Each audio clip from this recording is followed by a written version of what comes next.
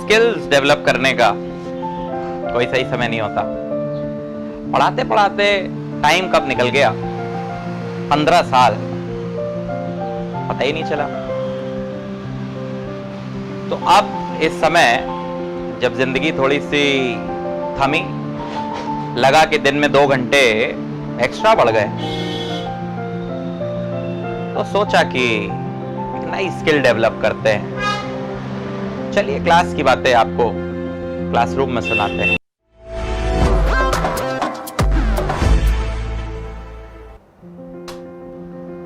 When I used to study, तो जो हमारे फिजिक्स के टीचर थे, he always used to say कि when a topic is completed, जिस दिन आप टॉपिक की थ्योरी खत्म करते हो एंड पूरा मन बनाते हैं कि अब अगले टर्न से नेक्स्ट टॉपिक शुरू होगा, he always used to tell कि उस दिन मान लेना कि your topic is 40% completed, 60% topic आपको कंप्लीट करना पड़ता है। You have to do it.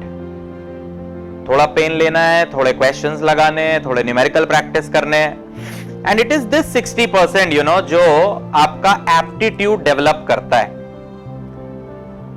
जितना सर ने पढ़ा दिया उतना आपने पढ़ लिया, अगले टॉपिक पे चले गए, क्वेश्चन बीच में प्रैक्टिस नहीं करे, असाइनमेंट्स नहीं लगाए, एप्टीट्यूड डेवलप नहीं होगा। So that is the reason of starting this series. I have been watching many videos, बहुत सारे टीचर्स ने बहुत अच्छे से पढ़ाया भी है, बट कहीं ना कहीं क्वेश्चंस की प्रैक्टिस की लगा कि थोड़ी सी कमी है। So we have started with this series. Hope you all will appreciate this. तो धीरे धीरे करके let us take small steps. हर टर्न पे कुछ questions practice करते हैं, right from the basic to the advanced level. And जैसे जैसे question करोगे आप देखोगे कि improvement हो रहा है। I cannot tell you any magic in physics. No teacher can tell you.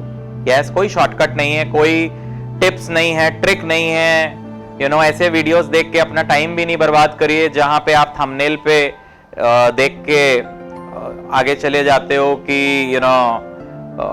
आखिरी के बोर्ड से एक दिन पहले या जेई के पेपर से एक दिन पहले कैसे तैयारी करनी है।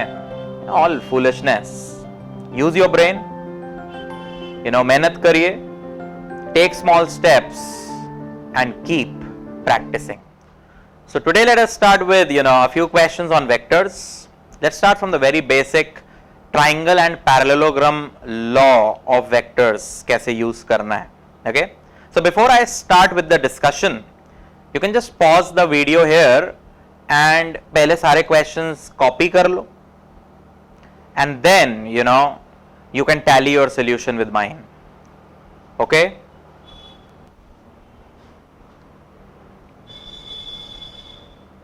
copied?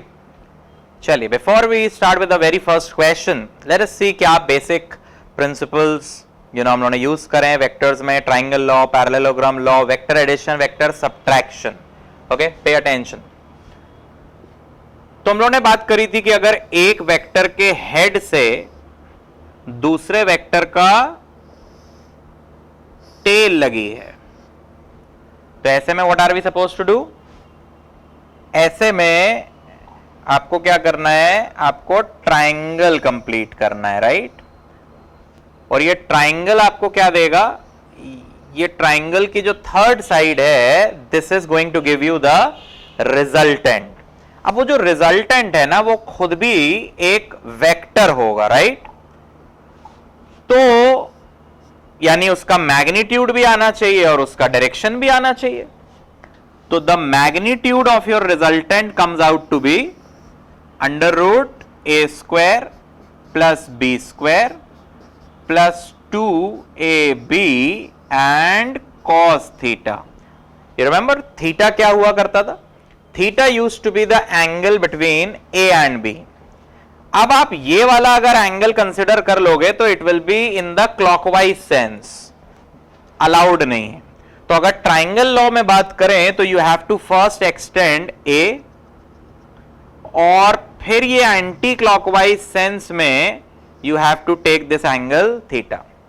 That is the main reason why जब वर्ड प्रॉब्लम्स आती है ना तो generally we tend to apply parallelogram. Parallelogram कैसे पहचानते हो? इसको कहते हो हेड टू टेल अरेंजमेंट. एक के हेड से दूसरे की टेल लगी है.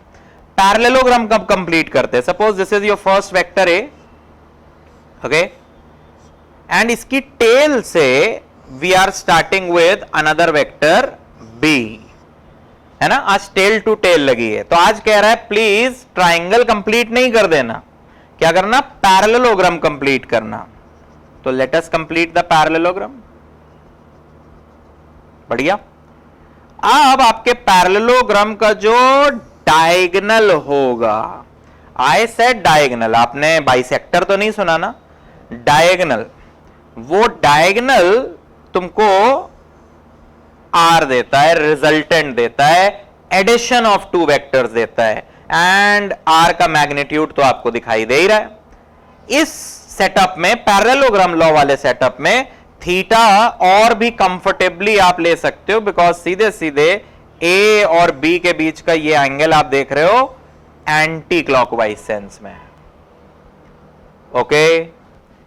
दूसरी बात, क्योंकि आर तो सर एक वेक्टर है, यानी उसका डायरेक्शन भी होता है, और डायरेक्शन अब हम लोग नॉर्थ साउथ ईस्ट वेस्ट से तो लेते नहीं है, तो सर फिर कैसे दिखाते हैं वेक्टर डायरेक्शन? देखिएगा, डायरेक्शन के लिए let your resultant make an angle alpha. कहां से? फर्स्ट वेक्टर से, ए से. तो कह रहा है अपना tan alpha will be b sine theta. अभी बड़े ध्यान से समझना है कि थीटा कौन है और अल्फा कौन है. थीटा ए और बी वेक्टर के बीच का एंगल है, और alpha is that angle which your resultant makes with the first vector. तो tan alpha will be b sine theta upon a plus b cos theta. अब जरूरी नहीं है कि क्वेश्चन में आपको सब कुछ ए और बी लिख के मिलेगा बेटा. ए का मतलब है whichever vector value they declare first in the question. For example वो आपसे कहेंगे there are two forces 5 newton and 3 newton, तो बाय डिफॉल्ट 5 न्यूटन अगर क्वेश्चन में पहले आया है, इसका मतलब that is to be treated like a. 3 newton दूसरे नंबर पे आया है, तो that is to be treated like b. बात समझ में आ गई? Okay. So that's the basic. Resultant निकालना, उसका मैग्नीट्यूड, उसका direction. Resultant means addition of two vector. Subtraction की बात भी जल्दी से आपको रिवाइज करा दे. I am not taking the topic as such, okay. I am just briefing you with the things. I hope कि आपको कॉन्सेप्ट ये वाले आते हैं. सो वेक्टर सबट्रैक्शन क्या होता है भाई? वेक्टर की टर्मिनोलॉजी में ए प्लस बी तो आप समझते हो. ये देख रहे हो आप क्या है? ए के साथ माइनस बी वेक्टर ऐड कर रहे हो. Actually this is what you call vector subtraction. यानी वेक्टर सबट्रैक्शन अपने आप में कोई नया सा कॉन्सेप्ट नहीं है. दो वेक्टर का एडिशन ही है, पर कौन से दो वेक्टर? ए के साथ माइनस बी को ऐड करना है. फिगर से समझ लें, आई थिंक जल्दी समझ में आ जाएगा. तो ये होता था अपना ए वेक्टर, इसकी टेल से दूसरा वेक्टर लगा था बी. तो बेटा जल्दी से बताओ, अगर बी इधर की तरफ जा रहा है, इधर पॉइंट कर रहा है, इस डायरेक्शन में वेक्टर है, तो माइनस का सिग्निफिकेंस बस क्या है? ऑपोजिट डायरेक्शन में. तो यहां से ऑपोजिट डायरेक्शन में उतने ही लेंथ का वेक्टर क्या कहलाएगा? Minus b. और फिर आज आपको ए के साथ माइनस बी ऐड करना है. टेल से टेल लगी हुई है. अच्छा, ए और बी के बीच का एंगल अगर थीटा है, तो बेटा जल्दी से बता दे ए और माइनस बी के बीच का एंगल क्या होगा? 180 minus theta. Parallelogram by the way complete करिए.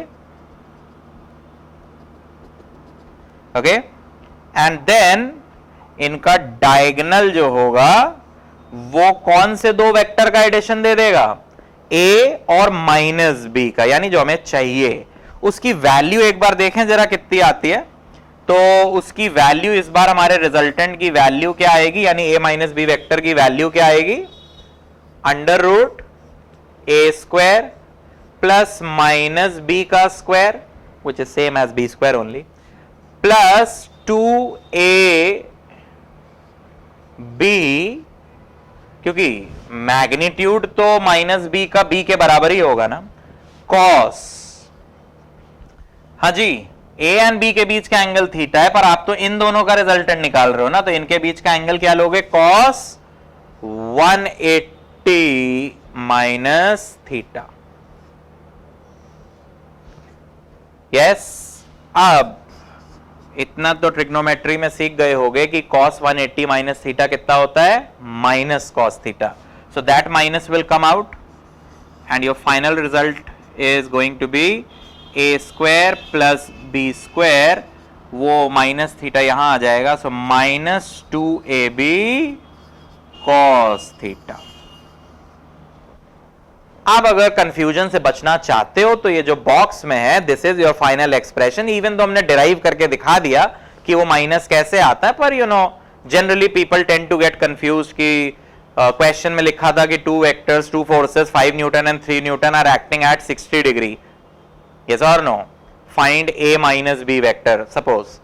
तो भैया वहां पे आपको थीटा सर क्या लेना होगा, 60 डिग्री लेना होगा कि 180 माइनस 60 लेना होगा, नथिंग ऑफ दैट सॉर्ट, आपको थीटा 60 डिग्री लेना होगा, पर यहां पे माइनस साइन भी इंट्रोड्यूस करना है। So once you introduce a minus sign just forget about that 180 thing.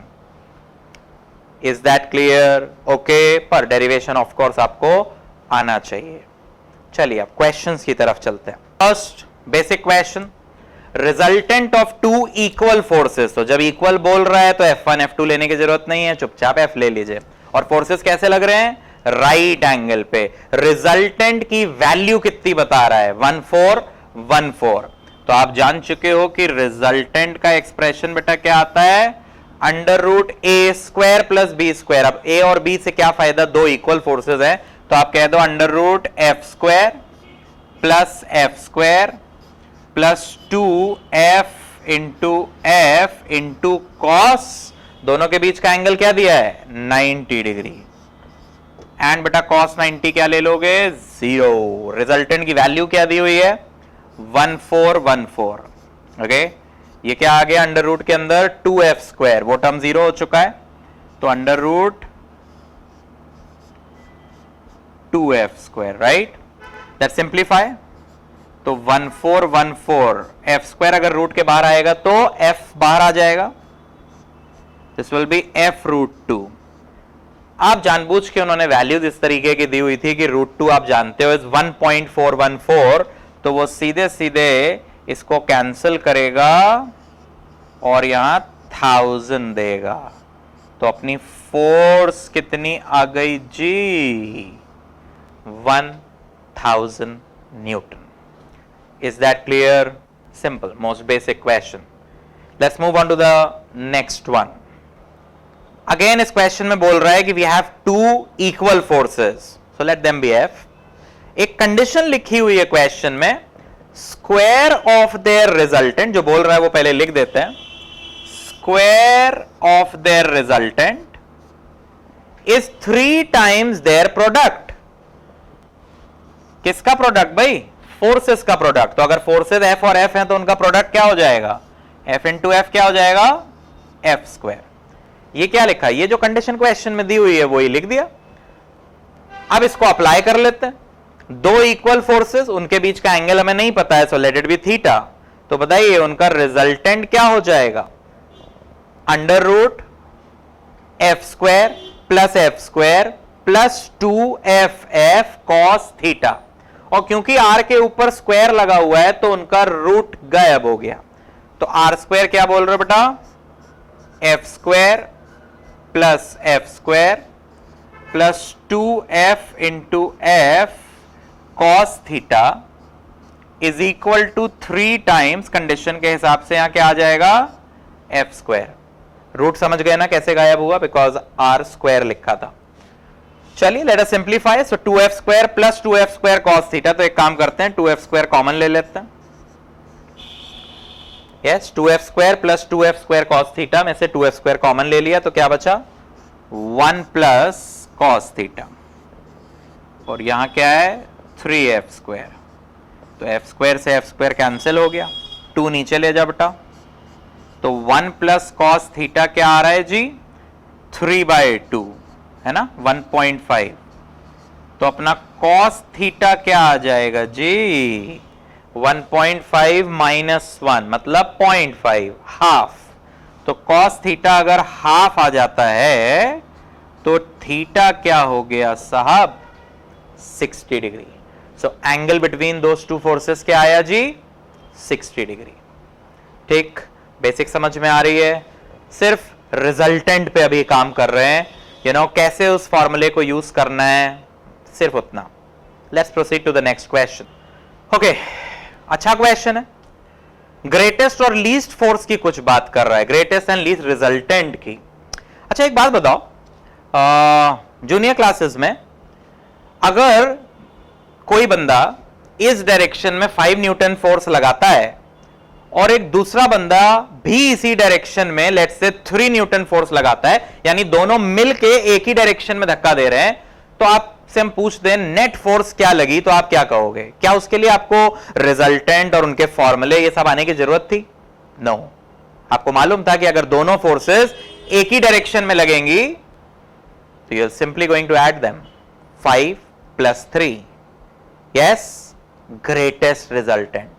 इसी तरीके से मान लीजिए कि एक बंदा इस डायरेक्शन में 5 लगाता है और दूसरा बंदा ऑपोजिट डायरेक्शन में 3 लगाता है, नेट फोर्स आप कहोगे 5 माइनस 3, लीस्ट रिजल्टेंट। सो जब भी दो फोर्सेस सेम डायरेक्शन में एक्ट करेंगी, यस, तो the resultant will come out to be maximum, and opposite direction में अगर एक्ट करेंगी the resultant will come out to be minimum. तो अभी हमें फोर्सेस नहीं पता है और ये तो बिल्कुल नहीं लिखा है कि फोर्सेस इक्वल हैं, so you are going to start with let the two forces be F1 and F2। F1 plus F2 कितना दिया है जी 10 न्यूटन, राइट। लीस्ट रिजल्टेंट मतलब F1 माइनस F2 कितना दिया है जी 6 न्यूटन। ऑफ कोर्स आप F2 माइनस F1 भी लिख सकते थे, I am assuming that F1 is a bigger force. तो सिर्फ इतने से आप क्या कर सकते हो, अगर आप ऐड कर दो तो प्लस F2 और माइनस F2 कैंसिल हो जाएगा, तो यहां पे we'll have 2F1 equal to 16। तो बेटा F1 कितना चला आएगा 8 न्यूटन, राइट। और पहले वाले में अगर सब्स्टिट्यूट कर दें F1 की वैल्यू तो F2 कितना दिखाई दे रहा है 2 न्यूटन। यानी सिर्फ क्वेश्चन की कंडीशन समझ के अपना F1 F2 तो आ गया, इसमें कोई प्रॉब्लम नहीं होनी चाहिए। क्वेश्चन ने कॉन्सेप्ट सिखाया ग्रेटेस्ट और लीस्ट रिजल्टेंट का। अभी आगे क्या बोल रहा है, अभी कह रहा है कि each of the force has to be increase by 3 newton, यानी ये वाली हो गई 11 और ये वाली हो गई 5, और फिर कह रहा है कि उनका रिजल्टेंट निकालो सच दैट उनके बीच का एंगल 90 डिग्री है। तो रिजल्टेंट तो अभी आपको निकालना आ चुका है, तो बताइए जी क्या लिखोगे, अंडर रूट ये क्या हो चुकी थी 11 स्क्वायर प्लस दूसरी फोर्स क्या हो चुकी थी 5 square plus 2 into 11 into 5 into उनके बीच का एंगल क्या बता रहा है जी 90, cos 90 0। तो अपना रिजल्टेंट क्या आ गया जी अंडर रूट 121 प्लस 25, बोले तो रूट आई थिंक 144 होता तो एग्जैक्ट 12 होता, कैलकुलेटर चला के आप देख सकते हो।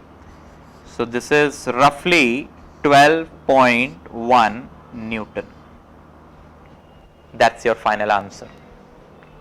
ओके, चलिए फोर्थ क्वेश्चन। ओके, तो फर्स्ट 3 क्वेश्चंस ने अपने को थोड़ा रिजल्टेंट का फंडा सिखाया, एडिशन का फंडा सिखाया। अब ये क्वेश्चन थोड़ा सब्ट्रैक्शन का फंडा सिखा रहा है। ओके, पहली बात ए एंड बी दोनों के मैग्नीट्यूड सेम है, आपकी मर्जी एक्स ले लीजिए, वेल एंड गुड। कह रहा है what is the condition that their difference comes out to be the same as their magnitudes, मतलब x के बराबर। तो तो जरा बताओ डिफरेंस कितना सीखा था हम लोग ने? Under root x square plus x square minus 2 into x cos theta.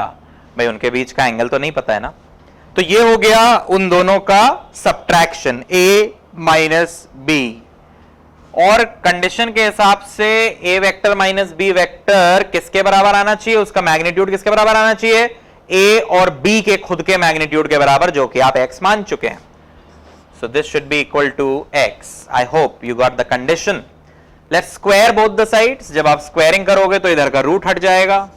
So this is going to be 2x square minus 2x square cos theta, और वो साइड स्क्वायर होके क्या बन जाएगी जी? x square. है ना, जैसे चाहो वैसे आप सॉल्व कर सकते हो। I will take 2x square common और ब्रैकेट में आएगा 1 माइनस कॉस थीटा। फिर ये x स्क्वायर से हम x स्क्वायर कैंसिल कर देंगे। उधर 1 है, 0 नहीं है कैंसिल होने के बाद। ओके, उधर 1 है, ये 2 नीचे चला जाएगा। तो we have 1 minus cos theta equal to half हो जाएगा ये। तो बेटा कॉस थीटा क्या आ जाएगा? कॉस थीटा उधर ले जाओ, 1 minus half will be half, तो थीटा आ गया 60 डिग्री। कंडीशन पूछी थी ना, what is the condition that the vector difference come out to be the same as a and b का मैग्नीट्यूड? द कंडीशन इज दोनों वेक्टर के बीच का एंगल 60 डिग्री होना चाहिए, तो उनका डिफरेंस उनके खुद के मैग्नीट्यूड के बराबर आ जाएगा। Did you learn how to use a vector minus b vector? Perfect. Let's go to the fifth one. Okay, slightly different question. Okay, थोड़ा सा डायग्राम का भी कॉन्सेप्ट सीखोगे इससे। There's a reason why I will do the second part first in this. Okay, first समझाने में हमको और भी आसान हो जाएगा। कह रहा है कि यूनिफॉर्म स्पीड से बॉडी चल रही है 20 मीटर पर second on this circular path. Velocity का चेंज निकालना है, यानी फाइनल माइनस इनिशियल निकालना है।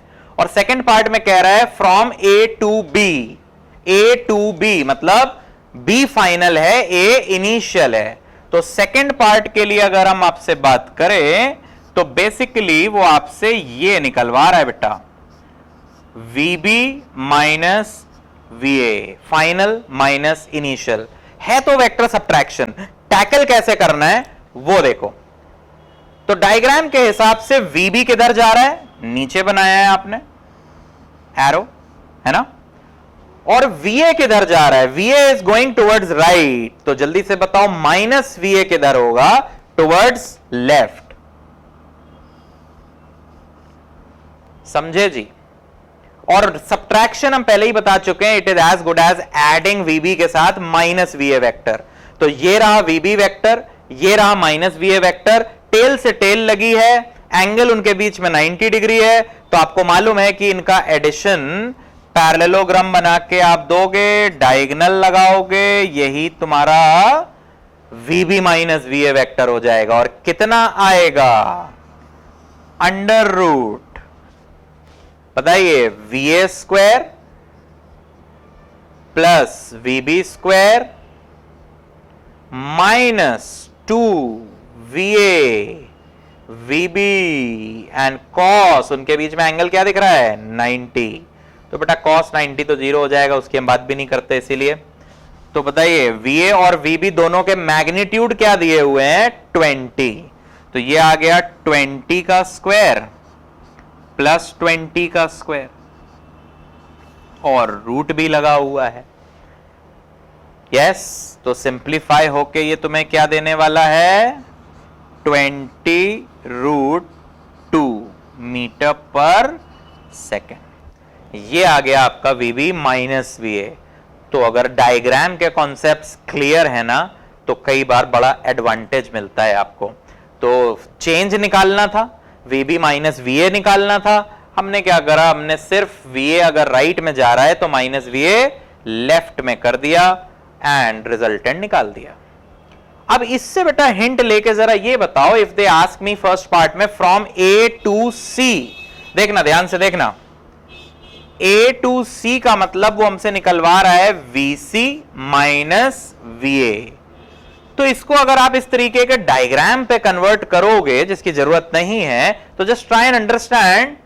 VC अगर इधर जा रहा है और VA इधर है, तो बेटा तुम्हें तो माइनस VA की रिक्वायरमेंट है, तो माइनस VA भी लेफ्ट में होगा। अब VC भी लेफ्ट में है और माइनस VA भी लेफ्ट में है, तो मान जाओ ना बेटा कि दोनों एक ही डायरेक्शन में है, तो क्यों फॉर्मूले लगा रहे हो? सीधे सीधे ऐड हो जाएगा।